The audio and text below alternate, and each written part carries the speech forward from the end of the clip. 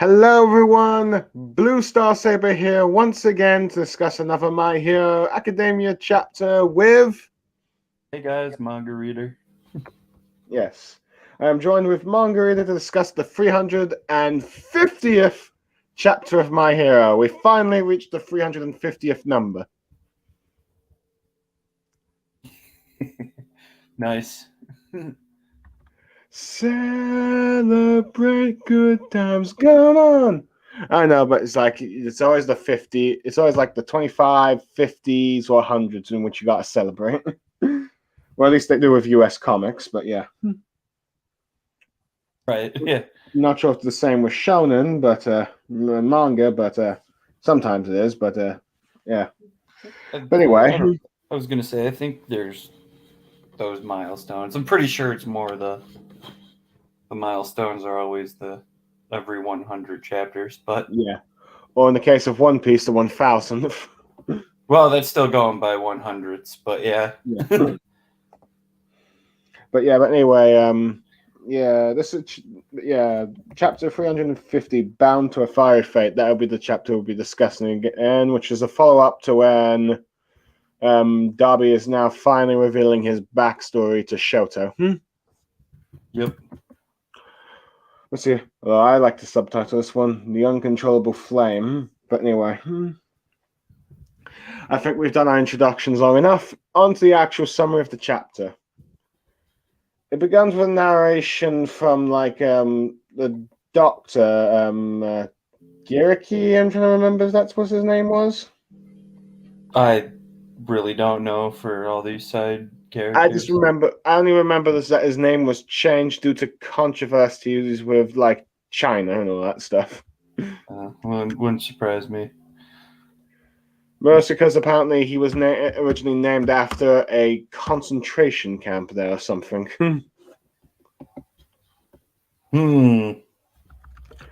Or at least let's see, some sort of experimental lab in which Chinese men were experimented on or something. Right. I mean, I'm not sure if that was it was intentional and unintentional, but let's see, it was cause enough that they needed to do a name change, or My Hero Academia could have been banned in China. Of course. At least that's what the wiki has said. But anyway, let's see. Let me just quickly find the name, just so I can remember it. Let's see. No members. Yes. Daramo Ukaji. Yeah, it's very hard to pronounce, but anyway, he's trapped in the police station with what appears to be a guerrilla police officer telling him to be quiet.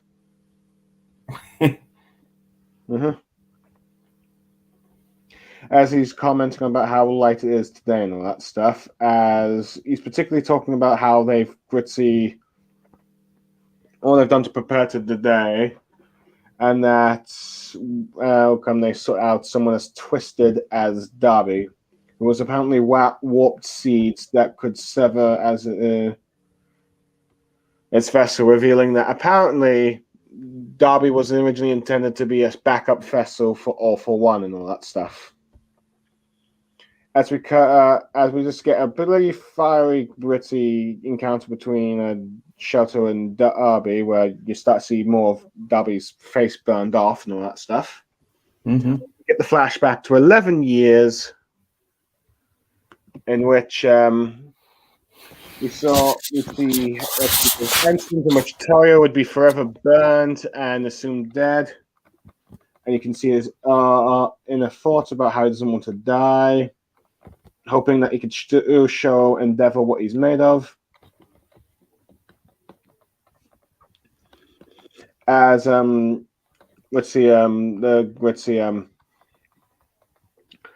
as the scientist pretty much tells the girl that there are some cracks born onto him, well, maybe from the very start, saying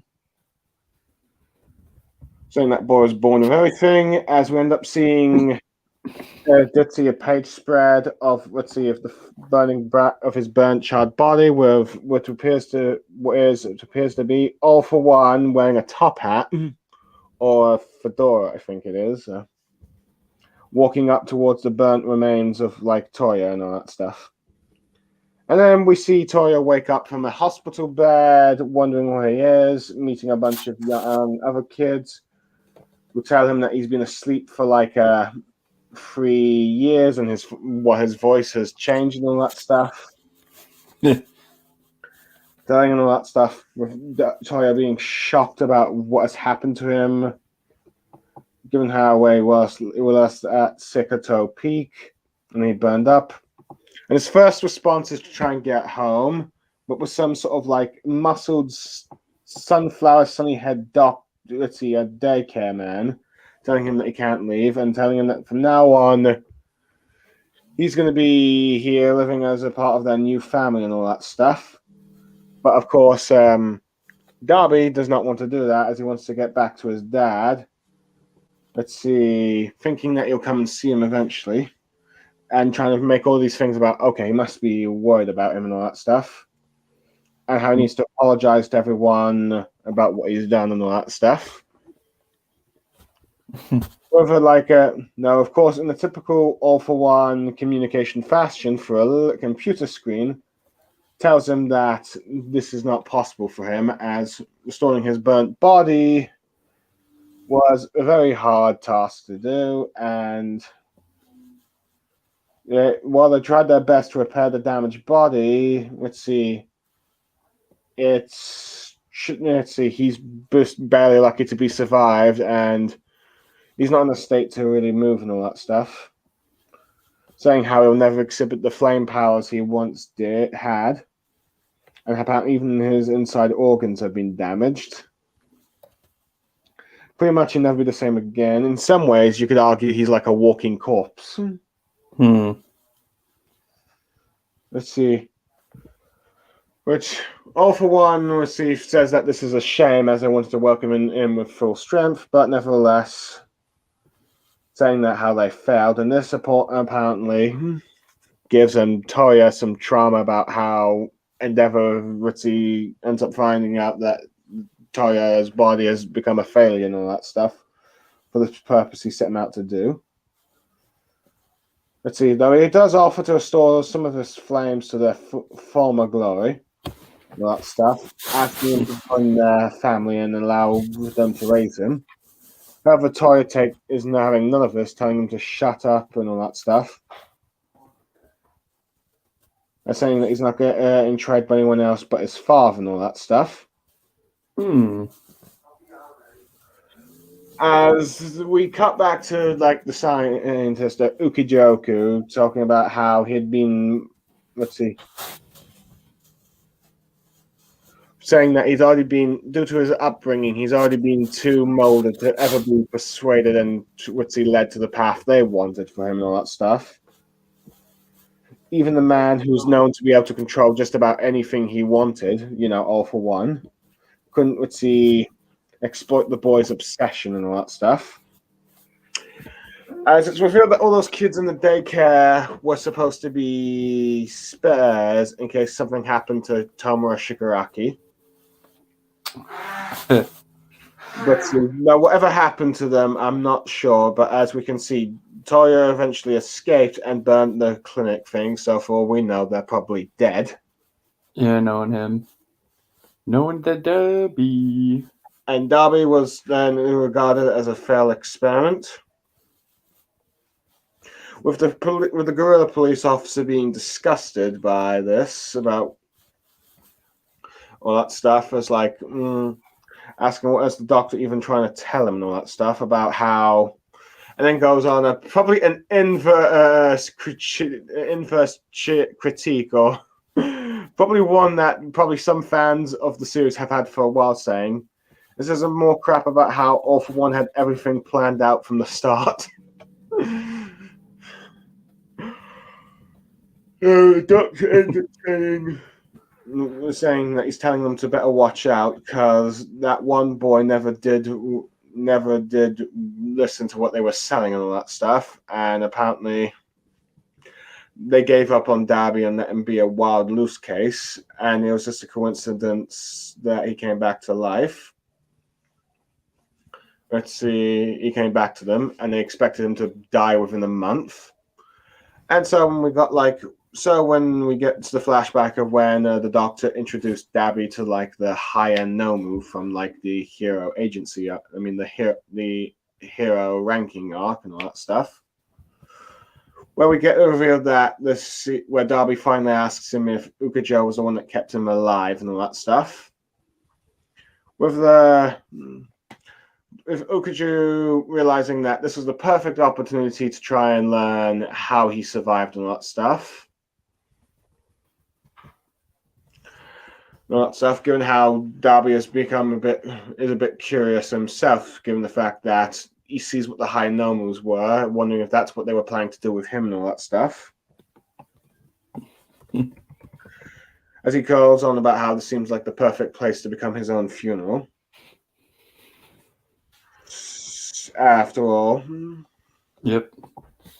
So Ukujo, after this moment, ends up realizing why Darby ended up, surviving, particularly after his glimpse had shown that what kept him from dying was to the world was his pure hatred and a grudge against his father and all that stuff. And we cut back to like the Darby versus Shoto fight as Darby reveals that he did actually come back to like the helm initially and all that stuff. And though he was very weak, he was still hoping. Hoping that he was able to have some hope that while he was gone, something would have changed with the family. He just wanted to see it and all that stuff, but. Instead, besides seeing the shrine that he had of himself there, he saw Endeavor training Shoto and just witnessed just pretty much the same scene back then, but this time with Shoto instead of him. And just the flaming anger in Endeavor's eyes, realized that he was just nothing more than a failed creation, and this family had left him behind in a sense. At least that's the way he saw it. Let's see. So pretty much, and he ended up trying to surpass his limits and all that stuff. As he then decided from then on to focus, building his own flames. So the next time he meets Shoto, he'd be prepared to like kill him and Endeavor and stuff. And we learned that the reason why he was able to do as many of his father's techniques as much as possible was because he also ended up, watching all of Endeavor's fights that were recorded and all that stuff. Let's see. With one of the sidekicks trying to tell Shoto, but the Shoto realizes that Darby's been prepared to die from the start and all that stuff. Mm-hmm. Let's see. As he goes on about every time Endeavor, saved the city and became more popular, his heart kept pounding. And he believed that ever since that day when he saw Endeavor and all that stuff, that Toby died and Darby was born and all that stuff when he returned home. As he goes on about a narration about how flames are what keeps everyone alive. Let's see. Well, actually, it's actually the Doctor that says that, as I think the gorilla's walking away. As he goes on about how All for One seeks to live forever, had no use for that mad, heat of like... that was just heading towards his own death. As he goes on about how the Demon Lord himself had to abandon the frenzied flame of death. As we get this cool panel of like pretty much Darby's entire body just being completely burned, like just the normal face skin just peeled or burnt off, except maybe his forehead, as he's melting the All Might statue there. Yeah. As he's about to use the move Flash Fire. Fist. Flash fire fist. Yeah. As he declares that once he has taken away everything that, granted you first to Endeavor's thing, all that he holds dear and near. That'll be the mark he's left on the world. Let's see. No, Shelter, I think, preparing his own flash fire fist, said, like I said, big brother, not on his watch. As it ends the chapter, as the two are ready to face off, ending the chapter. I have to admit, I was not expecting the Doctor to be at the beginning of this chapter. Yeah, I don't think anyone expected that at all. I know we were supposed to get how he survived, but at this point, all for one is just the Eisen of this story, so he's somehow involved with everyone. Of course, that now makes when Dobby first appeared to the League of Villains, not necessarily. I don't know. That one was kind of weird. So I mean, when the introduction, and despite despite introducing himself, the League of All for One, nor the Doctor gave away who he might have been and all that stuff. Right. Like there was no hint whatsoever that they might have even known who he was. So this one could arguably be considered for storytelling kind of a retcon. I don't know. I'd have to go back just to read, but maybe left loose enough. I think it's very clear that Dobby was planned to be Shelter's elder brother from the get-go. Oh, the Shoto thing's fine. I'm talking about just the fact that the League of Villains didn't seem to know Dobby at all. Yeah. And that Dobby didn't know them, but all of a sudden we now have a flashback that reveals that actually they're the reason he survived. Right. I think, it's clear. I think, that bit was planned, but it seems like, Koei, like probably most mangakas, did not have everything planned out and figure out, okay, how am I going to make it and survive? And I think pretty much the only thing that you could probably come to a conclusion is what happened with how everything else in the series could happen for All for One and his Dr. Ukaji and all that stuff. Which, to be fair, I suppose does make a little bit of sense. Though granted, I have to admit, I wouldn't be surprised if Koei took some inspiration from the Obito flashback for this chapter. Because it did remind me of that. I mean, I know it sounds like All for One is Eisen, but I feel like Dobby's survival seems to be a bit inspired by Naruto. Maybe. They were both left for dead, but yeah. A character left for dead, but it turns out to be a villain. Turns to be one of the main villains all along in the series and all that stuff. In fact, I think in some of Lucky Chee's previous podcasts, I have compared, Dobby and Obito and all that stuff. They kind of use the same letters, sort of. Toby, Dobby. Yeah, in a sense, yeah. Although this one's weird because it's Toya, so it's not like Obito and Toby were at least kind of like. Toby was kind of an anagram for Obito a little bit. Yeah. Which Toya and Dobby don't really look anywhere. They're not even the same syllables. Mm-hmm, yeah. No, I think Dobby is more of translation for some blue fire or something in Japan or something. That's why he got the name. Well, that makes the scene look so much cooler then, whenever they eventually 3 years down the road get to it. Yeah, seeing the blue flames. Mm-hmm. But as far as I can tell, I do know that the Agumon for Toby and Obito is first what gave way to many think that Toby was Obito until the whole "I'm Madara Uchiha" revelation. Yeah. And then that went back and forth, but still. But anyway,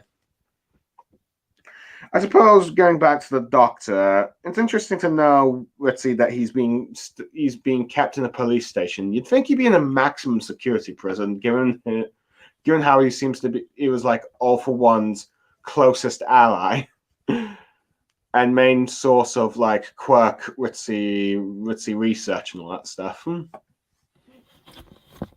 Let's see. But I guess they're just using him for questioning and all that stuff. He is in a. Yeah, I wouldn't say it's like a max security, but he is in a more. Not like a standard jail cell. Mm-hmm. Like the back room, so. Yeah. Yeah, whatever. No, I have to admit, I do like how we've got like a gorilla cop guarding him. Yeah, it's funny. Yeah, I don't know. I think it's kind of reminding me of Planet of the Apes, even though I've never fully watched that movie. But I do know. Let's see. Yeah. I do wonder if Koei's probably seen the movie. Koei's seen quite a few things, so Yeah. Though I have to admit, I do like the Gorilla Guard's dialogue and all that stuff about how, oh, don't tell me this is another one of those all for one had this planned all along quotes. It's like, I think even Koei might know how, let's see, this might be a bit of a stretch for fans. It's like, okay, you keep doing this. So he has a little tongue in cheek about it. Which it's interesting that, but yeah, let's see. But going more into detail, All for One kept Darby alive and all that stuff. So pretty much, we have like a pretty much a Madara reviving Obito thing here with my hero. Though we end up learning that the reason why he did this is because he was planning Darby to be one of his backup next me, if you say, like possibly to like his successor, if you will, if Shigaraki somehow died or failed, if you will. So, which to be fair, makes sense that it would have a backup in mind for that. But we learn that unlike with but this is probably where Koei goes differently from like Kishimoto's, that unlike with Obito, Darby does not stay loyal to All for One and then let's see escapes. But this is more because in a sense, in a so similar, I guess, manner to Drive, Darby has a drive to reunite with his family and his father to get him to acknowledge him and all that stuff. Despite being, burnt to a crisp and all that stuff. And let's see, possibly, like I said earlier, killing, maybe accidentally or even intentionally killing all these spares. I do like how it's left ambiguous about what actually happened to all these spares because we don't know where they are right now. Probably dead. It's just safe to assume that building on fire means they're dead. Yeah, probably true. But I'm surprised that afterwards that there aren't any other. But I'm surprised that All for One doesn't have any other few spares or lying about somewhere else and stuff. But who knows? Because I figured someone like him, given his masterful planning, would probably try and make multiple locations with multiple spares. But that's not the case from the looks of things. But yeah. I do find it interesting that Darby did arrive at home and was trying to reach Endeavor and all that stuff, but unfortunately, instead of like Obito seeing Kakashi stabbing him in the chest, he sees just Endeavor being Endeavor at that time, being an abusive, father who let his obsession with an envy of jealousy of All Might let out of control. And then he just realized that he was just, at least how he saw it. Endeavor saw his children as nothing but expendable tools to do for his ambition to surpass All Might, at least at this point in time. So at that point, he vowed revenge and all that stuff. And we learned that the reason why he is alive, despite the fact that both All for One and the Doctor saying that without their help, Darby would not survive for a month, is because of his own flaming hatred for his father. Which, a bit corny, I guess you could say. I mean, it's the same reason, Star Wars The Clone Wars? Yeah, I've seen. The Darth Maul returns thing and all that stuff? Yeah, are you talking about when Obi-Wan returned? Or, well, when he... Darth Maul came back in season 4 of the Clone Wars. Yeah. It was an explanation. The depths I would go to stay alive, Right. fueled by my singular hatred for you. It's pretty much that, really.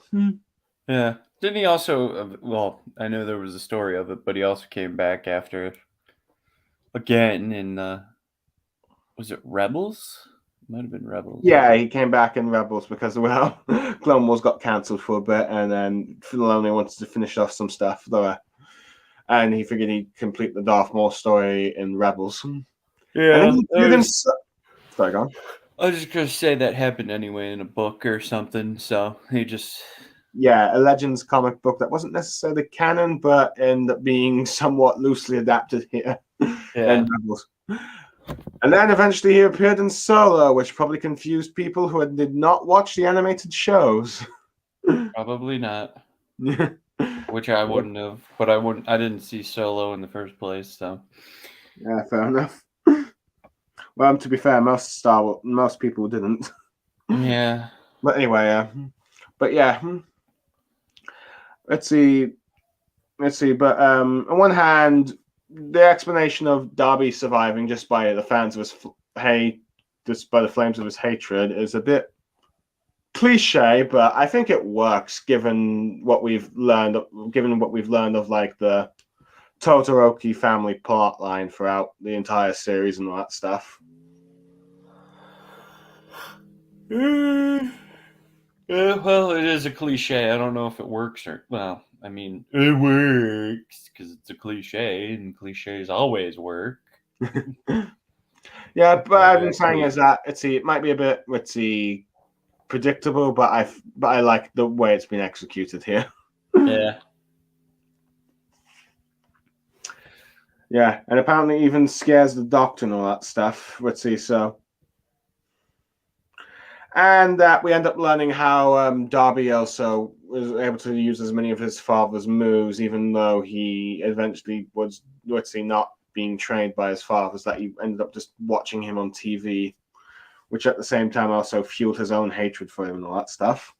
And at the point that he's become so engrossed with his hatred of his father that he plans to destroy everything his father holds dear. He doesn't care if he dies in the process, as that will be his mark on the world that he ever existed.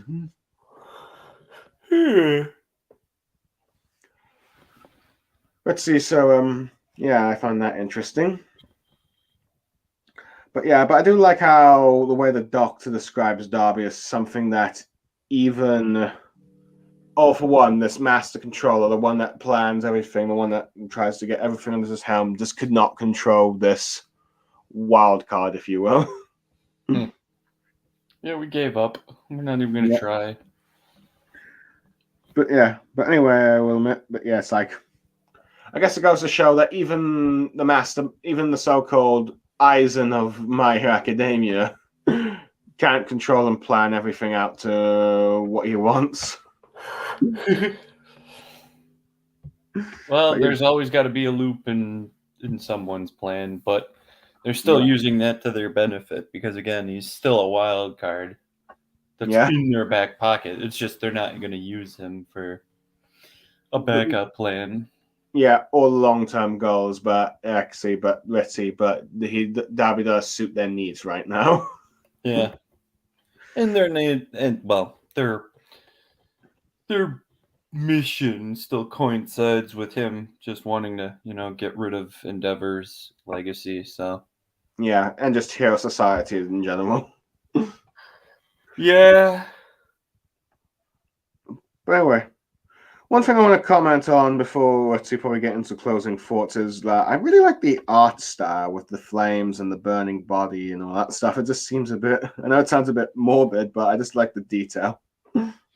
We're getting, well, that's a very popular superhero Ghost Rider, so it wouldn't be surprising me if it had some homage to that. Mm-hmm. But I definitely like the close-ups of the eyes as well whenever you get a closer look and all that stuff. Be it even Darby's or even Endeavor's, which you see briefly. But of course, my favorite panel has got to be the one where he's burning the All Might statue. The very end of it, yeah. Yeah. At that point, he really does look like he's a walking corpse. Walking corpse. Yeah, like a flaming corpse from hell. Flaming corpse of hell. But I do like how both him and Ritzy and Shoto are now going to their flash fire fist attack and all that stuff. Flash fire fist. Granted, I assume that due to this Ritzy, the way Darby's body's burning up, we're pretty much going to see him die, probably just burning himself completely. I'm not sure if he'll make any amends with Shoto at the end or something, or pretty certain Shoto's going to ask him, "What do you like eating sober?" At least, given the previous conversation with Ida. Okay, that's how I expect it to be, unless you want to have any predictions yourself. Mangaraeder? What? Do you have any predictions yourself of what's going to happen next? What? Nah, well, can't really leave it on that, so it's probably going to be more Shoto versus Dabi. Yeah. I'm pretty much figured that's probably what they're going to do to the next chapter. I mean, I know they've been going back and forth with some of the fights lately, but I think let's see. I think they're dealing with like the Shoto and Dabi stuff first because maybe it's half and half. Maybe they at least show the flash fire fists connecting and then cutting switch back and to another battle. Yeah, I don't think they're going to go back and forth, and maybe they do. But yeah, could just start it with Dabi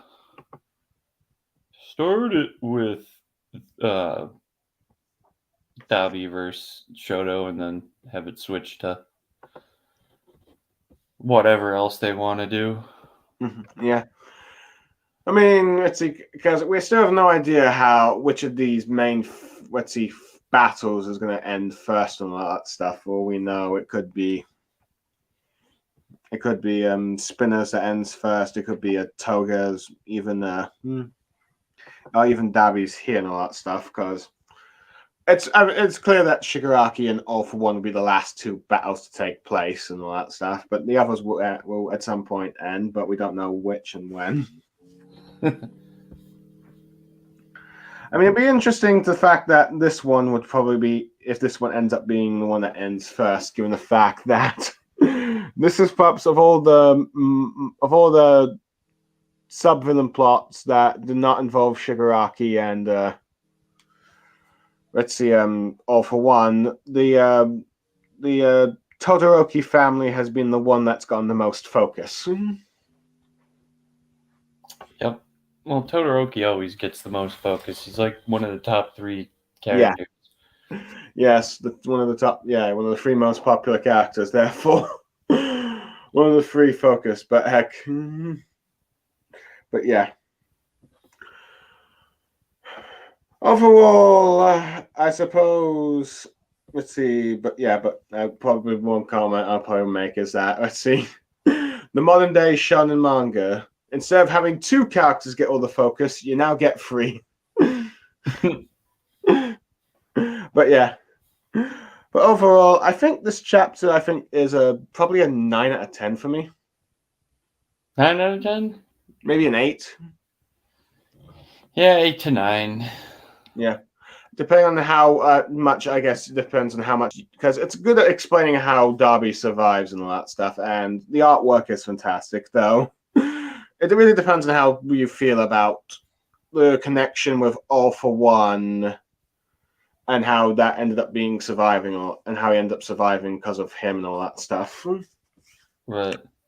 I can, like you said, I can see some complaining about it being like another Sasuke Aizen type moment for All for One. Though some might at least like it, saying, this makes sense, and there's a twist to it that, okay, this is someone that not even All for One could control. But either way, I think it's a pretty good chapter. Yeah. It's not like, it's nothing that I can complain too about. Like, this chapter's awful and all that stuff, but yeah.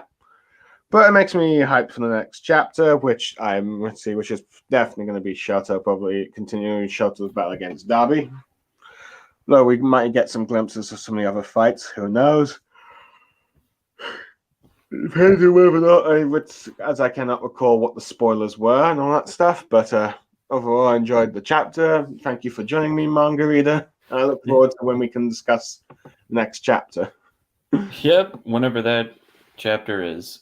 Which will be this week, but then next week afterwards will be Golden Week. Yep, another dang, man. How many days off do they need? No, I'm not sure if it was like I'm not sure. I think last week was due to the fact that that might have been intentionally just Koei needed a break or something, or some health issues. I'm not really sure. But I do know that next week all the mangas are having a week break because it's the Golden Week of Japan. Yep. So whatever, or for we know, Koei is just having a little absence to plan out this final arc, if you will. Koei, yep. But yeah, overall, 8 to 9 out of 10. I am Blue Star Saber. Mangaraeder. And we are signing off. Goodbye, everyone. Plus Ultra. Plus Ultra. Woo. And then we are done. Ending broadcast now.